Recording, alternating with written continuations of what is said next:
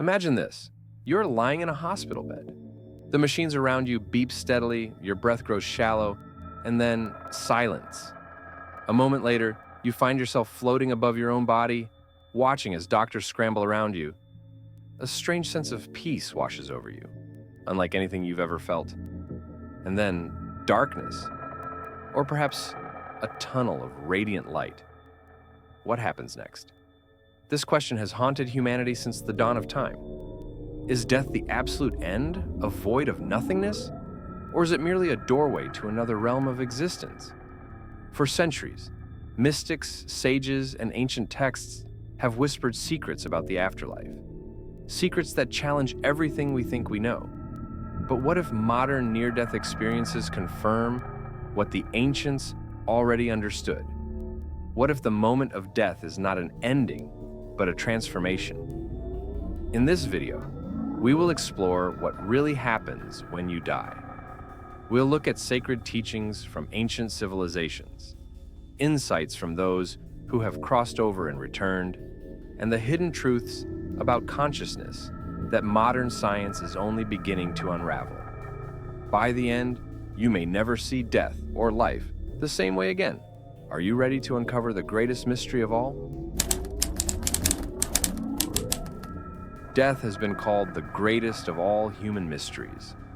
Every civilization, from the ancient Egyptians to the Buddhists of the East, has sought to unravel its secrets. But what if death is not an end, only a transition? The ancient Egyptians believed that, upon death, the soul embarked on a perilous journey through the Duat, the underworld. This was no passive drifting into oblivion. The deceased had to pass through trials, confront guardians, and ultimately stand before Osiris in the Hall of Judgment. There, the heart was weighed against the feather of Ma'at, the symbol of truth and cosmic order. If the heart was heavy with wrongdoing, the soul was devoured by Ammit, the eater of souls. But if it was light, the deceased gained entry into the eternal paradise of Aru. This idea of a post-mortem judgment is not unique to Egypt. Similar concepts appear in Hinduism, Christianity, and Zoroastrianism, pointing to a universal belief that our actions in life shape what happens after death. In the Buddhist tradition, particularly in Tibet, death is seen as a transition through different states of consciousness, known as bardos. The Bardo Todo, commonly called the Tibetan Book of the Dead, describes in vivid detail what happens after the last breath.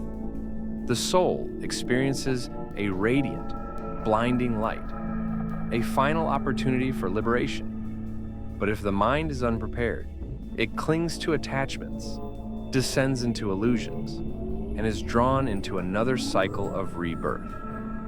This idea resonates with many near-death experiences, NDEs, reported today.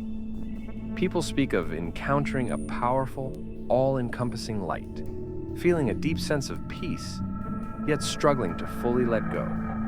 Even in the West, ancient philosophers pondered death as a gateway, not an end. Plato, in his dialogue Phaedo, argued that the soul is immortal and simply sheds the body as a snake sheds its skin. He described the afterlife as a realm where the just are rewarded and the wicked face the consequences of their deeds.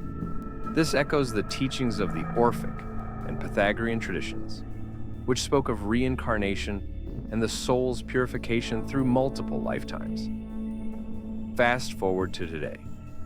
Science, with all its advancements, still struggles to explain the phenomena surrounding death. Yet thousands of people who have been clinically dead report eerily similar experiences. A sense of detachment from the body, a tunnel leading to an immense light, a review of their entire life, not as a judgment, but as a lesson. Encounters with beings of immense love and wisdom. Are these hallucinations? Or are they glimpses into a reality beyond the physical? As we move into the core explanation, we will examine what these ancient traditions and modern accounts reveal about the moment of death itself, and the journey that follows. What if dying is not the end, but an awakening? Throughout history, countless spiritual traditions and modern near-death experiences describe death not as a final black void, but as a journey of consciousness, a transition from one state of being to another. But what exactly happens in those crucial moments when the body dies? Let's break it down step by step. Imagine yourself at the precise moment of death. The heartbeat slows, the breath becomes shallow, then in an instant, the physical senses fade. But instead of nothingness, a strange clarity arises. Many who have been revived from clinical death describe the same thing. They suddenly find themselves outside their own body, watching as doctors or loved ones surround them. They can hear conversations, see everything happening, but they no longer feel bound to the physical world. This is the first stage, separation from the body. In esoteric traditions, this is known as the soul or astral body, detaching from the physical form. The ancient Egyptians, Hindus, and even medieval Christian mystics spoke of a silver cord connecting the soul to the body, a concept mirrored in modern near-death reports. The moment this cord severs, the physical body is left behind for good. One of the most frequently reported phenomena is the experience of traveling through a tunnel, a passageway leading toward an overwhelming radiant light. This imagery appears not only in near-death experiences, but also in the texts of ancient wisdom traditions. The Tibetan Book of the Dead describes the first stage after death as encountering a clear light of reality, a brilliant and pure radiance. The Bardo Thodol states that if the soul recognizes this light and merges with it, it can achieve liberation from the cycle of rebirth.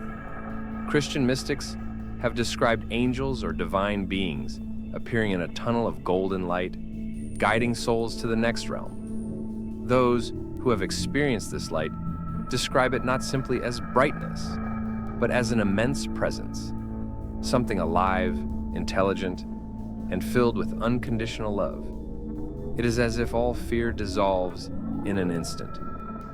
Could this be the same divine light spoken of in countless religious traditions?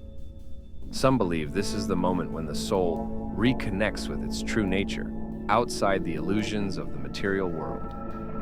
As the journey continues, many near-death experiencers describe what is known as the life review, a panoramic playback of their entire existence. But it is not just a memory. They do not merely see their life. They feel it from the perspective of others. Imagine reliving a moment where you caused pain to someone, not just seeing it, but experiencing the emotions of the person you hurt. The same happens for moments of kindness. You feel the joy you gave to others. This is not punishment, but a deep and profound understanding of one's actions. Ancient traditions align with this idea. The Egyptian Book of the Dead speaks of the weighing of the heart, where the soul must confront the truth of its deeds. The Bhagavad Gita suggests that at the moment of death, the mind is flooded with the essence of one's life experiences, shaping the next incarnation. Some interpretations of Christianity's Judgment Day describe not a courtroom scene, but an internal, self-reflective process where the soul comes to terms with its own reality. What if this is not judgment by an external force, but rather the soul awakening to the consequences of its own energy? This stage leads to a fundamental question. Where does the soul go next?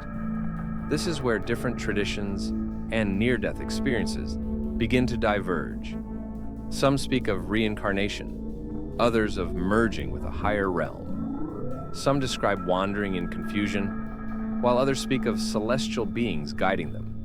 Soon, we will explore what happens after the life review, and why some souls seem to get stuck, while others ascend to higher dimensions. At this point in the journey, the soul has detached from the physical body, passed through the tunnel of light, and experienced the life review. But what happens next? Does the soul dissolve into the infinite? Is it guided to another realm? Or is it pulled back into the cycle of reincarnation? The answer depends on two key factors: awareness and attachment. According to ancient traditions and near-death testimonies, the post-death journey is not the same for everyone. Some move effortlessly into higher realms, while others seem to linger, trapped by their own emotions and unfinished desires.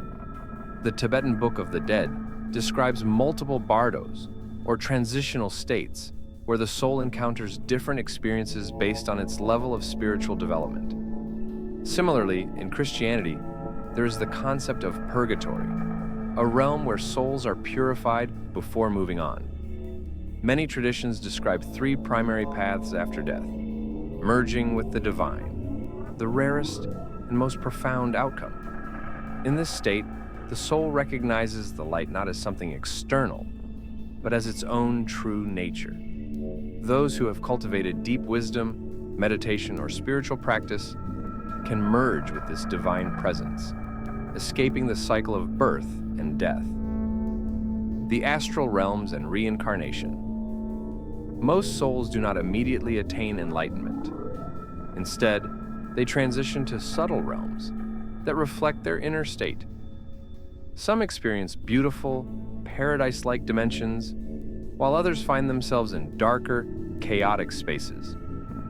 The Bhagavad Gita and Tibetan Book of the Dead suggest that strong attachments and unresolved emotions pull souls back toward rebirth, influencing the circumstances of their next life. Earthbound spirits and ghosts. Some souls remain stuck between worlds, unable to move forward. These spirits often linger due to fear, denial, or unfinished business. This concept appears in nearly every culture. In Buddhism, these are the pretas, or hungry ghosts. In Christianity, lost souls seeking redemption. And in many indigenous traditions, ancestors who remain until properly honored. But why do some get trapped, while others move on? What if what happens after death is not dictated by an external force, but by the state of our own consciousness? Many spiritual teachings suggest that our beliefs shape our afterlife experience.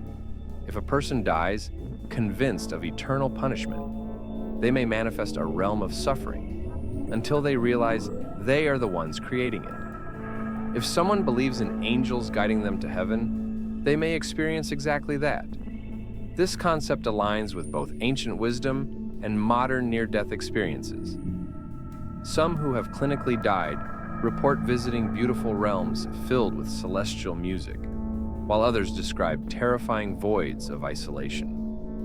But in many cases, once the individual chooses to let go of fear, the experience shifts. The Tibetan tradition teaches that at the moment of death, the ability to remain calm and conscious determines whether the soul moves toward enlightenment or falls back into illusion. This is why meditation, self-awareness, and spiritual preparation are emphasized so strongly. Many traditions describe reincarnation not as a random process, but as a cycle shaped by the soul's desires, karma, and attachments. Hinduism and Buddhism teach that unfulfilled desires and unresolved karma pull the soul back into another body, continuing its lessons. Some near-death experiencers report encountering beings who present them with a choice: to return or to move forward. Esoteric traditions like Hermeticism suggest that the most advanced souls can consciously choose their next incarnation rather than being pulled into it unconsciously. Could it be that we are the architects of our own return to Earth? If so, this means that how we live now shapes what happens next. Near-death testimonies and ancient wisdom converge on one central truth. The moment of death is a moment of awakening. It is a stripping away of illusion, revealing our true nature. Those who embrace this transition with awareness and trust often report blissful, enlightening experiences. Those who cling to fear, regret, or attachment may experience confusion or disorientation until they learn to let go. So, what really happens when you die? The answer may be stranger and more profound than fiction. Death is not the end. It is a doorway, a mirror, a choice. But the real question is, are you ready for what's on the other side? If death is not an end but a transition, then the way we live now shapes what happens next. Ancient wisdom, mystical traditions, and near-death experiences all suggest that death is not to be feared, but to be understood. But how do we prepare for something so mysterious? Spiritual masters throughout history have taught that the best way to prepare for death is to awaken while still alive. If death is a shift in consciousness, then training our consciousness now can make that transition smoother, more enlightening, and even liberating. Here are some powerful techniques to help you prepare, not just for death, but for a more conscious and meaningful life. 1. Practice awareness of death, memento mori. In Tibetan Buddhism, monks meditate in graveyards, contemplating decaying corpses. In ancient Rome, generals were reminded, memento mori, remember you will die. Why?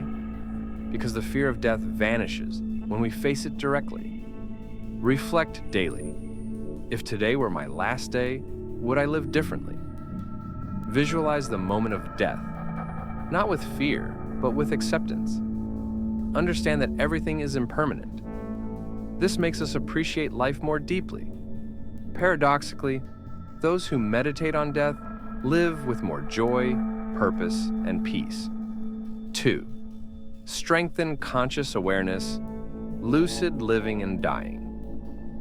If death is the moment of stepping beyond the body, then training the mind to remain aware and calm during transitions is key. Tibetan Buddhist teachings suggest that lucid dreaming and deep meditation help train the mind for the moment of death. In fact, many near-death experiencers report that dying feels similar to entering a lucid dream. Try this. Throughout the day, ask yourself, am I dreaming? This sharpens awareness. Before sleep, set an intention. Tonight, I will be aware in my dreams. Meditate deeply, entering states where you feel separate from the body. By mastering conscious awareness beyond physical form, we prepare for the great transition. 3. Release attachments and emotional baggage. Many traditions teach that unresolved emotions trap souls in lower realms or pull them back into reincarnation. Near-death experiencers often describe a life review where they feel the emotions of others, suggesting that our actions create energetic imprints that we will one day face.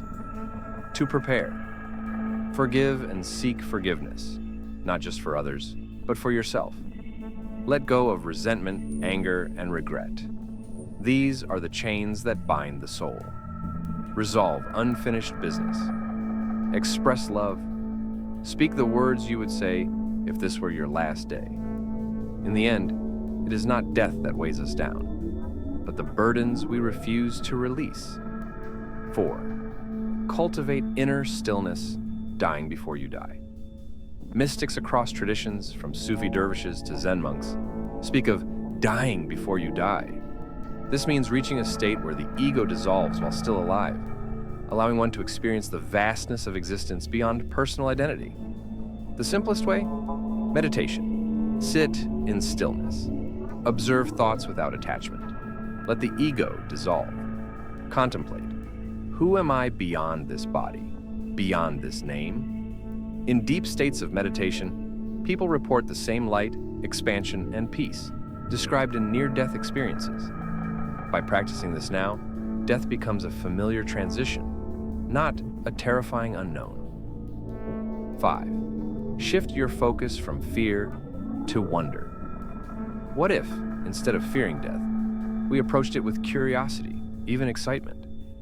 Every ancient tradition describes the afterlife as a journey of discovery, a return to something greater. Instead of asking, what if nothing happens after death? Try asking, what if death is more real than life? What if I am far more than this body? What will I discover when I finally let go? Approaching death as an adventure, not an end, changes everything. The greatest secret. By preparing for death, you awaken to life. Ironically, those who truly prepare for death are the ones who live most fully. Why? Because they understand that every moment is precious. Every action matters. Every experience is an opportunity for growth. By embracing death, we remove fear. And when fear dissolves, all that remains is freedom. So the real question is not just what happens when we die, it's what will you do with the time you have left? Because the way you live right now determines what happens next. What really happens when we die? For centuries, mystics, sages, and those who have glimpsed the other side have told us the same thing. Death is not the end. It is a doorway, a transition, a return to something greater. We have explored the ancient wisdom, the near-death testimonies, and the hidden knowledge passed down through generations. We've seen that death is a process, one that begins with separation from the body, leads to an encounter with the radiant light, and unfolds into a review of our life's energy. For some, it is a passage into higher realms. For others, a return to the cycle of reincarnation. And yet, the greatest secret remains this: how we live now determines what happens after we die. If we live with awareness, we die with awareness. If we release our fears, we pass beyond them. If we cultivate wisdom, we awaken, not just in death, but in life itself. A final thought. Imagine standing at the edge of a vast ocean, knowing you're about to step into the unknown. Would you face it with fear? Or would you step forward with wonder, knowing that the journey continues? The truth is, you are more than this body, more than this name, more than this fleeting existence. And one day when the time comes to cross that threshold, you will remember, you have done this before, and you will do it again, until, at last, you awaken fully, until, at last, you return home.